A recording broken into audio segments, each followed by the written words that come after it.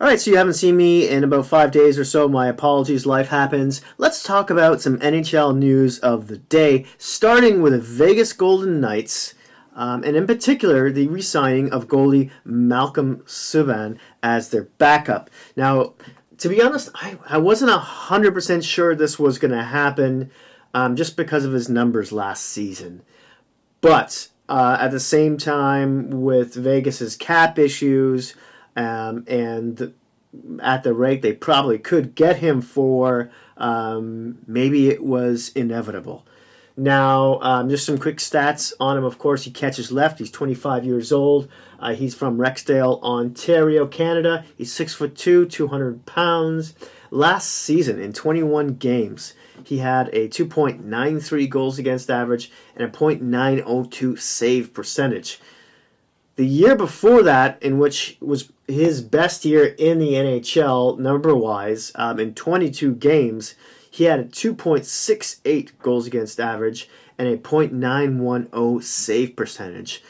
Now, Vegas probably they don't want to overplay, Fleury. Fleury is now 34 years old, and I know he's played what was it like 61 games last season, 60 or 59 the season before. Ideally, you would think the Knights want to keep him closer to around 55, maybe even 50, but that all depends on how good Subban plays. I mean, they really overplayed Fleury in the beginning of the season and then just made him sit almost for the last 3 or 4 weeks while they just tossed Subban in there once they knew they had a playoff spot. So we'll see how that goes. Hopefully for Vegas fans, the former Subban will step up this season. Moving on, the Colorado Avalanche have extended coach Jared Bednar to a 2-year extension. No-brainer here, really.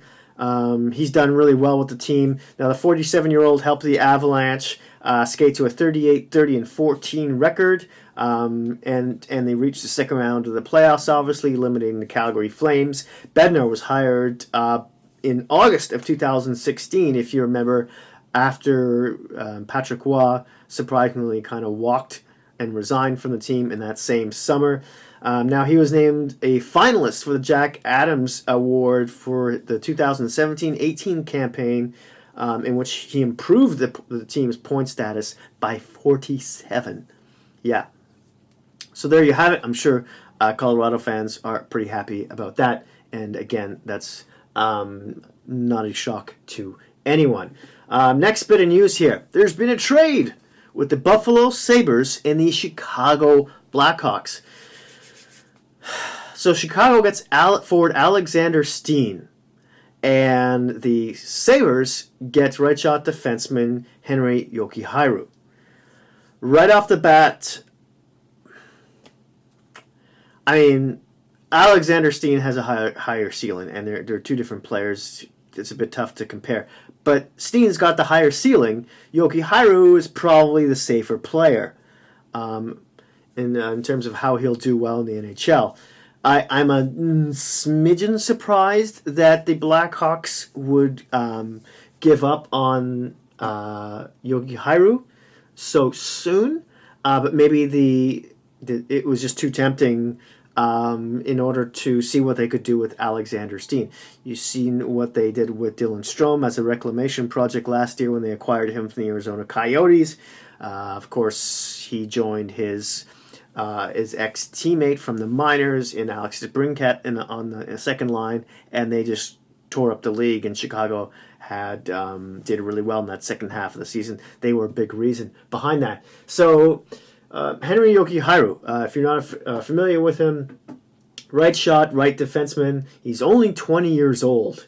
From Finland, he's 6 foot, 193 pounds, and the last season in his only season, with the Chicago Blackhawks, he played 38 games, had 12 assists, 12 points, and was a -7.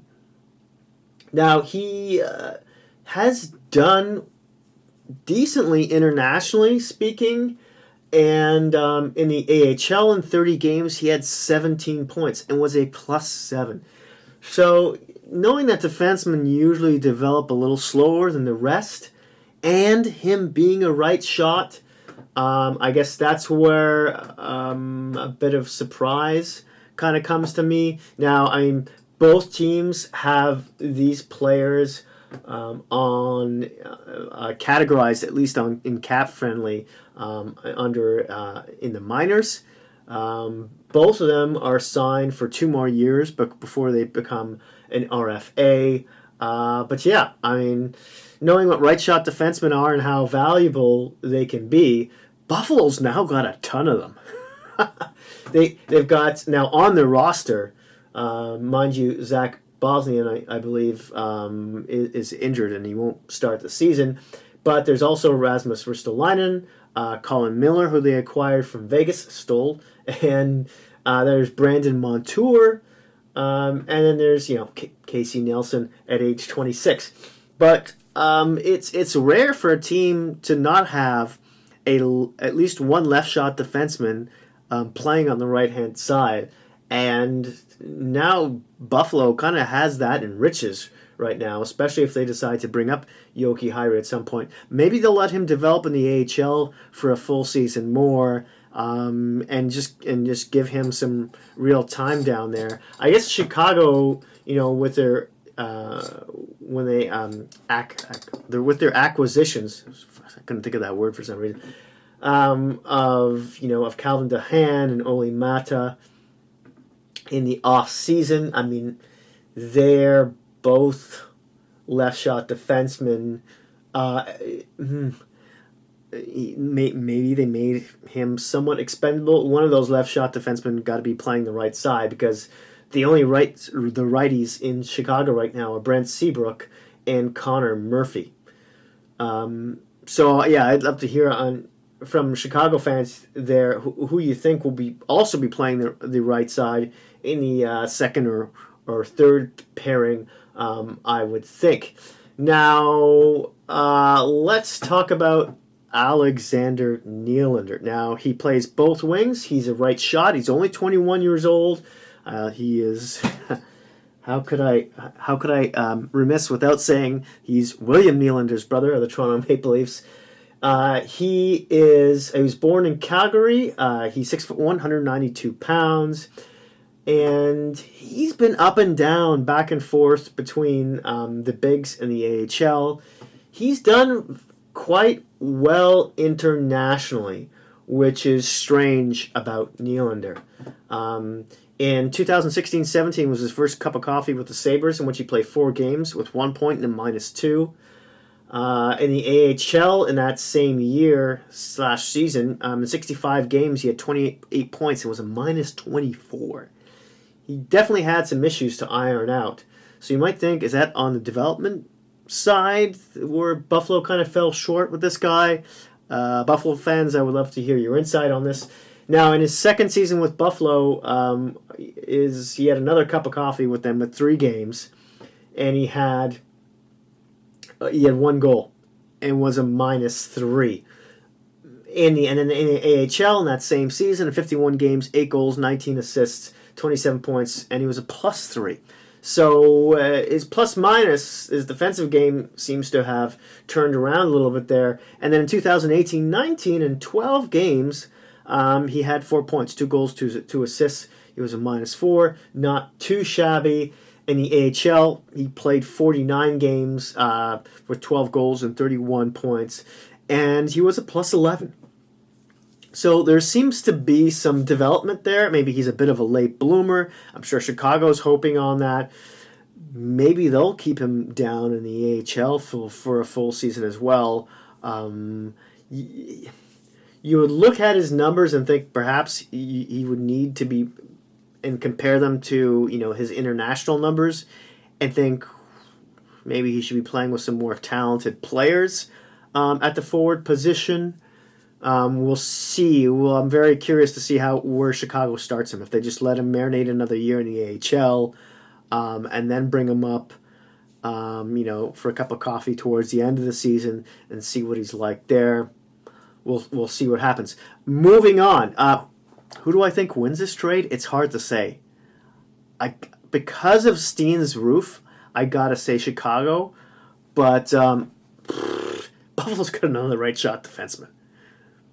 They could be very active near the trade deadline, especially if things don't go well for them. But I have a feeling if they can fix that goalie situation, which is still under the microscope right now, we'll see how that goes forward.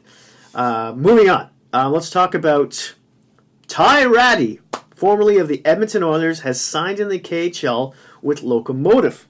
Now, he'll see a familiar face when he gets there because, as you may remember, Craig McTavish just signed on as their head coach. So there'll be a familiar face there. Now, I don't have to tell Oiler fans much about this guy, but you can plug your ears for a second.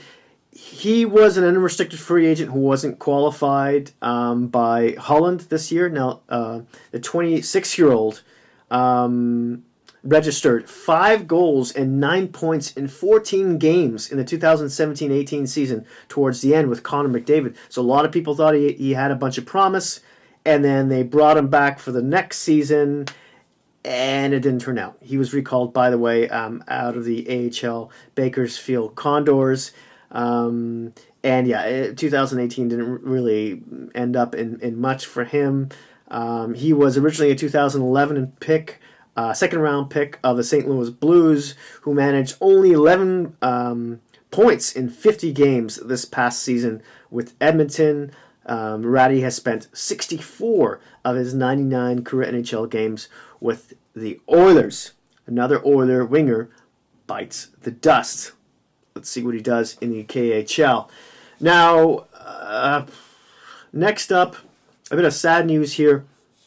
Former Predators captain Greg Johnson has passed away.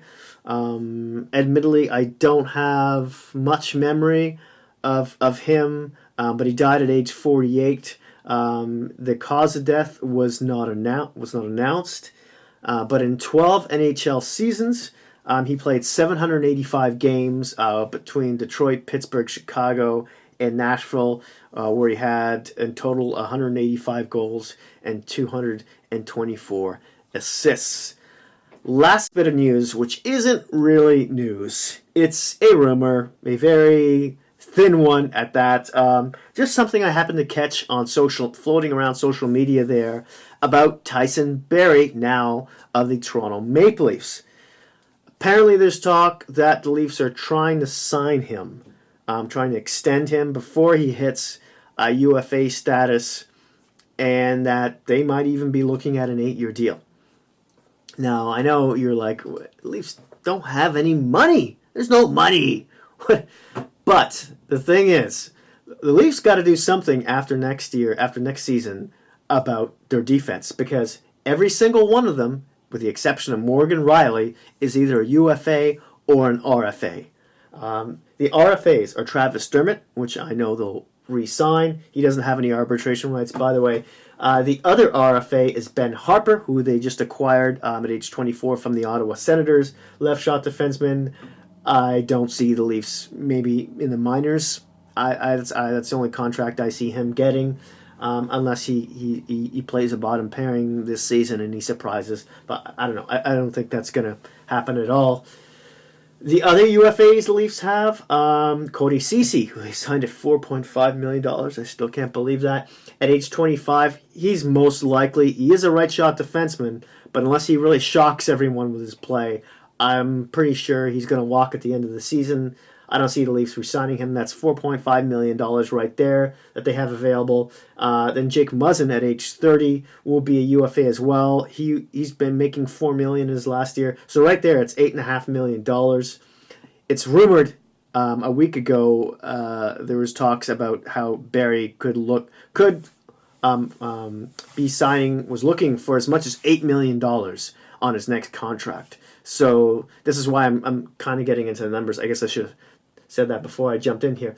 But, and then, yeah, And then there's not much left for the Leafs. Martin Marincin at $700,000, Justin Hull at just under $700,000 as well. So they can do it. It is possible. Even there's Mitch Marner signing, which is going to eat up a lot of the present day cap, which includes some LTIR. I think they have about $9.5 million available for Mitch Marner, somewhere around there. Because right now they're at just over $3.7 million in cap space, plus $5.3 million for the Nathan Horton LTIR money. In any case, I'm digressing here. So that's it. So I don't know if that's going to happen, if there's any real validity to that at all. I just thought I'd mention it. There you have it. Thank you so much for watching. Hit like if you like this video, and don't forget to please subscribe, and I'll catch you soon.